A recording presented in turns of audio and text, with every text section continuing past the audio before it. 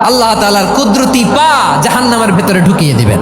জাহান্নামের সবচাইতে হালকা আযাব হলো ওই ব্যক্তির আযাব যার পায়ে দুটো জাহান্নামের আগুনের জুতা পুড়িয়ে দেয়া হবে। ওই আগুনের উত্তাপে তার মাথার মগজগুলো ভাতের মারের মতো টপ টপ টপ টপ করে বেয়ে বেয়ে পড়বে। এইটা যদি সবচেয়ে লাইট পানিশমেন্ট হয়, সবচেয়ে হালকা পাতলা সহনীয় আযাব যদি হয়, তাহলে ভয়ঙ্করতম আযাবের কি অবস্থা হবে?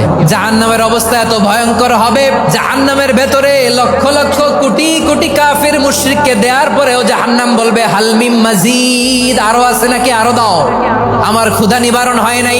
জাহান্নামে তো উত্তপ্ত হবে, জ্বলন্ত হবে, ভয়ঙ্কর হবে। জাহান্নামের এক অংশ আরেক অংশকে খেয়ে ফেলবে। আল্লাহু আকবার।